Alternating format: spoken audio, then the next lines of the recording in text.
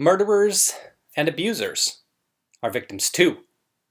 NYC Democrat council candidate says shooter, 38, who murdered her ex-girlfriend by putting a bullet through her head in broad daylight, should be helped after years of intergenerational trauma, suggesting that people should be helped. If you've seen videos of mine in the past, you know I'm all about that. Because it's what I always say, we always find out when these shootings happen, whatever type they are. The individual will always have a history. Our end goal is likely the same, to have help for these individuals on the front end before this kind of thing happens, intervention as well. But I'm going to be willing to bet that we have different ideas on what the intervention process should be or what the cause of the problems should be. I haven't read the story, skimmed through some of the comments, but let's find out what he's talking about. He's got a series of tweets. Latisha Bell murdered her ex-lover, Nichelle Thomas, on Wednesday in Park Slope. This story broke the day before I'm shooting this. There was video of that in the article yesterday. There isn't video of that today. There's some still shots. You'll see one right before it happened. You can get an idea if you want to see the video, though it's out there. She walked up to her in the street and shot her in the back of the head. It is what you think it is. The pair dated for 20 years, but broke up 3 years ago. Latisha's sister said something happened recently that made her snap. But City Council candidate Brandon West says Latisha is a victim too. He tweeted that people don't just wake up one day and choose to commit homicide. Now, keep in mind, this guy's a leftist. It says here he's backed by the DSA, the Democratic Socialists of America. One step from commies, AOC endorses. They got to throw her name in there for whatever reason. But let's keep this in mind. Leftists are saying this, or some goofy leftist here, that people don't just wake up one day and choose to commit homicide, because that's not what I've been told. I've been told in the past by a certain somebody that police, we'll use that as an example, wake up, or some police wake up looking for a black man to kill. That's just how they wake up. We can throw this in their face.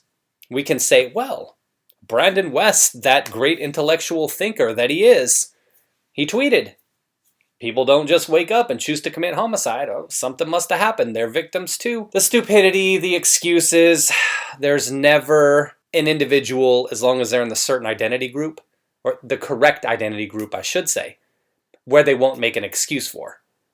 Ma'Khia Bryant, the same thing. You hear people on here making excuses about the foster system is to blame for her mostly peaceful life. I'm generally not somebody who wants to hear about excuses, but sometimes there are valid things that come up in people's lives that cause them to behave this way. Say somebody is a kid who was abused as a child and they turn out to be that way themselves. Never going to excuse the conduct, but something done in that regard that so messes up somebody's mind that we know statistically that they're going to turn out to be that way if they were messed up as a kid. Those kind of things I'm talking about in terms of like, yeah, they need help, but I would never excuse it like they do. Never excuse it. But saying, yeah, let's get them help so they don't keep doing it. Here's the still shot.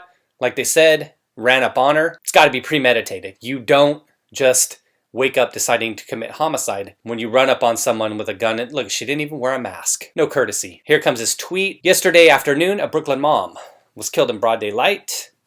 So let's talk about violent crime in District 39. Okay, so let's talk about it. He's a black guy.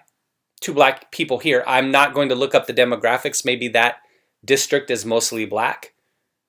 So let's talk about it. Let's talk about solutions. Let's talk about police working with community. Let's talk about community leaders and organizers coming together. Let's talk about programs. Let's talk about helping at-risk youth, all youth, getting them involved in the community. Let's talk about that kind of stuff, right? Let's go ahead and bring a community together. Let's talk about the killings that happen, the gangs, the drugs. Let's talk about those kind of things and let's bring some real change. There has been a coordinated effort to fearmonger over a recent increase in shootings to justify spending more money on police, and consequently, less on social services and mental health programs. However, people don't just wake up one day and choose to commit homicide. People grow up in hostile, toxic environments. Okay. Experience abuse and poverty. Okay, not bad. And receive minimal help or education from professionals and the government. Government help. This can lead to them having undiagnosed, unsupported mental and material issues that end up perpetuating violence. Okay, not so bad, not so bad. Okay, we're working here. If we work towards catching these problems earlier, we'll see a substantial decline in all forms of person-to-person violence. Conversely, having beat cops on every corner of the city is not only impractical, but it won't solve this problem, and it'll exacerbate others. All right, I agree it's impractical. I don't understand what he's talking about in terms of exacerbating other problems. He'd have to expound on that, but it's Twitter, so we take what we can get, right? We can only progress if we recognize that even murderers and abusers are victims, as they're usually suffering at the hands of complex emotional and intergenerational trauma, which compels them to commit awful acts. We should uplift compassion and understanding above all else. Okay, I know that the touchy-feelies, right? That's what they always joke about the left is they never speak in facts. They always just think emotionally. Everything's an emotional decision, not fact-based. Can't say always, but that's kind of how the right paints the left. In that vein, I'd like to express my deepest condolences to the family and friends of Nichelle Thomas. Her death is a tragedy for Park Slope. Additionally, I hope that providing assistance to those in pain, we can prevent this type of violence in the future. In fact, it's important for us to understand that both in the home domestic violence and on the streets gun violence, this tragedy is and stems from both, comes from a similar place. They're the result of improperly treated or entirely untreated mental and emotional turmoil. Okay, all right, so we're bringing it back. Let's pause for a moment here. I wonder, he's talking about in-home domestic violence. Is there something here that we're about to find out? Is there something more in the article that we're about to learn? Does he know more than us? I'm willing to listen. It's interesting, it's kind of a contradictory thing here where he's talking about in-home domestic violence, which if he's saying it how I think he's saying it, he'd be pointing the finger at Nichelle. But then the on-the-street gun violence, that's Latisha. This tragedy is and stems from both. So he's saying that these two were like rock'em sock'em robots in the house. Doesn't it seem like, and he probably doesn't mean it this way because when you're typing, you're not thinking through the minutia, but doesn't it seem like he's saying that Nichelle is partially to blame here? How he's citing the domestic violence? Am I seeing that wrong? It seems to me like that's what he's trying to say. Ultimately, by focusing on the health of our communities, relationships, and the well-being of individual human beings, I truly believe that we can live in a communist utopia. I'm kidding, he didn't say that. I truly believe that we can change our city for the better. Our government should lead with love because everyone is worth giving a chance. Big hug out there to all of you watching. I don't think that it's the government's job to lead with love. I get where he's coming from though, so I'm not going to shit on the guy too much for that, but this is something that needs to come from within. Leading with love is, now you want the government to love you too? Again, I get what he's saying. Again, I get he's not really saying, the government's going to give me a hug, but less government love is maybe what we need sometimes. Less government intrusion. The sister of Latisha says that her sister has since revealed that she had mental health problems and that the pair were together for 20 years before splitting 3 years ago. It's unclear where Latisha was able to get a gun.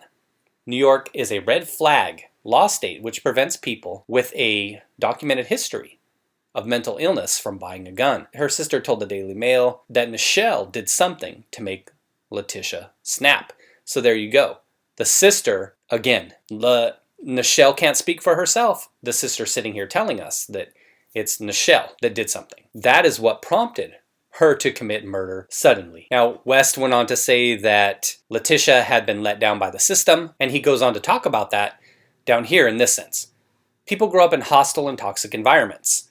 experience abuse and poverty, and receive minimal help or education from professionals and the government. Again, government help. It's always the government. Democratic Socialist of America is why he wants the government to do everything for everyone. This can lead to them having undiagnosed, unsupported mental and material issues that end up perpetuating violence. I don't think that he and I are that far off on this one in terms of what we'd like to see happen for individuals like this before these things happen. Having the state, putting the ball in their court essentially and saying, hey, you're responsible, be involved in all of this. That's a road that I definitely don't want to go down. I don't want more government. I mean, how much more can you create? These democratic socialists, commies, they're all the same in how they want government to behave in their lives. And I don't understand the nanny state mentality. Where's your individual responsibility and want and desire to have freedom in your life? That being said, a lot of us will ultimately want the same solution and individuals to get help, but how we perceive or who we perceive the victim to be in these situations and how we go about helping them, that's where we kind of diverge and go way off in terms of how we see ways to improve things going forward. There is something certainly to be said about the broken mental health care system that we have. Again, I want to push away from the state in its involvement in everything. I understand, obviously, that there has to be some, but I don't want to put the entire thing on them in any kind of way. And additionally, I do believe that poverty, the toxic environment, being around gang areas, shootings, things like that every day, I would imagine that it definitely takes a toll. We don't know about her history, but I do believe that takes a toll. And a lot of that, I think, comes from within the house. So let's say that she's living in this terrible neighborhood and her parents, maybe one is there, maybe both are there, maybe she's being raised by her grandparents. What are they doing to uplift themselves and get themselves out of that situation? But he's talking about poverty and toxic environments. Doesn't a toxic environment seem to be a shitty neighborhood with a lot of crime and drugs? They want to defund the police. So you see how there's always contradictions. What do you want? Do you want this great smiles, rainbows, and unicorns neighborhood in all neighborhoods? If you want that, you're going to have to tell me how we get there, because people aren't going to magically flip a switch and be good one day. According to the sister, she says here that Latisha has been dealing with mental health issues for a very long time. The other party was aware. Why wouldn't you call her by her name? It's Nichelle, it's mother of two. I'm so sorry she had to go through this. I'm sorry. Both of them had to go through this. My sister doesn't deserve this. She tried to leave her alone, but the woman kept coming back to her. And there you have it. Lack of personal responsibility. We do need to wait for more information to come out because there may be some abuse. Maybe Nichelle was abusive. Maybe she whooped on her all the time. Maybe this guy's tweets are onto something. Maybe. But check this out. Here's what happens and here's what always happens. Afterwards, Eric Adams, one of the mayoral candidates in the upcoming November election, made an appearance outside the deli where the shooting had happened. I wonder if they got the blood off the street. Was the body still there? Was it still warm? Probably. Advocated for gun reform, just like they always do. Oh, yeah, I'm running for mayor. So, hey, my staff, can you get me out in front of that deli real quick? Get some television cameras there. The body? Oh, it's still there? We're going to need, does anybody have a throw rug we could put over it? Can we grab something along the way? Is there a market, like a Target or something, a Walmart, we can grab a sheet or a tarp and just throw it over the top? Maybe we can rest the podium that I'm going to speak from on top of the body. It's still warm. Gun reform, always. Looks like here she turned herself in and brought the gun. I need to talk to the homicide detective. I did the shooting. She's being held without bail on murder and weapons charges. Do shut up. I agree. He should be helped behind bars. You want to uplift her? Do it on Sunday visitation days at the prison. Then again, it's New York City. She'll get 2 months in jail and lifetime parole. Stop making excuses for people who think it's okay to do these things. Well, she can get help in prison. Don't have kids if you expect everyone else to raise them, and that's nanny statism. That is what I was talking about. This type will always find a place in the Democratic Party. Whew, baby. It's what I said. It's the excuses. Now again, this story could be deeper than we know, so I want to just sit back. I'm not going to say there's some excuse for walking up on someone and putting a gun in the back of their head if they were whooping your ass. But if somebody has these mental health issues, sure, we need to find a way to, first of all, see if that's true, and if so, kind of work to help this individual out. But she can't be on the street. You can't have this individual on the street. I don't care what you're telling me about, oh, how she's a victim, because we now know, just like Joe's attack dog that's bit twice already, we know that when this individual feels like they're being victimized, that they're going to go get that piece and split somebody's wig. So there you have it, everyone. It's kind of a convoluted story. I know you probably have your thoughts on where she should be. I'm willing to have some leeway when it comes to mental health stuff. I need to know more. But again, can't be on the streets. There's places for individuals who have these kind of issues and these violent tendencies. I guess that is where the state does come in and kind of have to control things. I don't know. Our mental health system is all fucked up, though, that's for sure. And people's mentalities are fucked up as well, whether they have mental health issues or not. We have a lot of people who just don't give a fuck about others. And they're out there doing this kind of stuff because they're not helped and they're often able to get away with it in terms of a slap on the wrist. So that's all I've got, everybody. Thanks for watching. Take care. Be well.